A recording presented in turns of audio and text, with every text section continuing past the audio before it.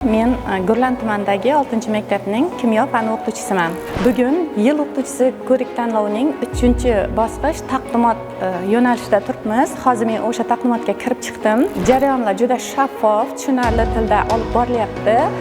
Men bu yerda taqdimotimda, startap loyihamda tabiiy indikatorlar olish mavzusini ko'tarib chiqdim. Bu hakamlarimizga ham yoqib tushdi.